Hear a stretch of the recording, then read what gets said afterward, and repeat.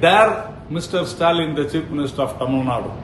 Your DMK people have been abusing the Biharis, the Bihar people as illiterates, as panipuri sellers, as toilet cleaners in Tamil Nadu. Stalin அவர்களை பார்த்து கேக்குறேன், உங்களுக்கு துணிவும் தைரியமும் இருந்தா அங்க பீகாருக்கு போயிருக்கீங்களா, ராகுலையும் தேஜஸ்வியும் பக்கத்துல வச்சுட்டு அங்க போய் பேசுங்க. பீகார் மக்கள் எல்லாம் பானிபூரி விற்க வந்தவன், பீகாரி மக்கள் எல்லாம் வந்து கக்கூஸ் கொள்ள வந்தவன், பீகாரி மக்கள் எல்லாம் வந்து படிக்காதவன் சொல்லி அங்க போய் பேசி பாருங்கன்றாங்க. அப்படி யாரும் இங்க சொல்லவே இல்லையா? ஹிந்தி படிச்சா உருப்பட முடியும் நீ சொன்ன. ஹிந்தி படிச்சவங்க நிலைமை இப்படிதான் இருக்குது.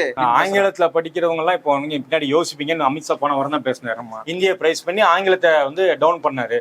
அந்த ஊர்ல நீ வந்து படிப்பறிவே கொடுக்கல, அதான் மேட்ரு. வர்ணாசிரம அடிப்படையில நீ அவனை ஏமாத்தியே வச்சிருக்க. ஜெய் ஸ்ரீராம் ஜெய் ஸ்ரீராம் சொல்ல வச்சிட்டு இருக்கிற. இங்க நம்ம ஊர்ல தமிழ்நாட்டுல மு.க. ஸ்டாலின் என்ன அறிக்கை விடுறாருன்னா, தமிழ்நாட்டில் +2 முடிச்சுட்டு உயர்கல்விக்கு போகும் மாணவர்களின் எண்ணிக்கை 75% இருக்கிறது, இதை 100% ஆக்குவோம், இன்னும் நல்ல கல்வி கற்று போகணும் அப்படின்னு சொல்லிட்டு இருக்க. அதே நேரத்துல அமித்ஷா பீகார்ல வந்து நாம வந்து சீதா தேவிக்கு கோயில கட்டுவோம் அப்படிங்கிறான். இந்த வித்தியாசம் தான் வந்து மு.க. ஸ்டாலின் ஆகட்டும், திராவிட இயக்கங்களாகட்டும், இல்ல கம்யூனிஸ்ட் கட்சிகளாகட்டும், அனைத்து முற்போக்காளர்கள் நம்ம மறுபடியும் சொல்லிட்டு இருக்கோம். அங்க இருக்கிற மக்களை படிக்க விடாம, அங்க இருக்கிற மக்களை மதத்தின் அடிப்படையில நீ அவங்களை ஏமாத்தி, இல்ல இதுதான் உனக்கு, அதாவது கட்டப்பாவாக தான் நீ இருக்கணும், அதுதான் உனக்கு பெருமை, நீ வந்து பாகுபலி ஏறக்கூடாது அப்படிங்கிற விஷயத்துல ரொம்ப கவனமா செஞ்சுட்டு இருக்காங்க. அதை மென்ஷன் பண்ணா நீ அதை போய் பேசுவியா, இதை போய் பேசுவியான்னு திருப்பதி நாராயணன் வந்து கேட்டு இருக்காரு.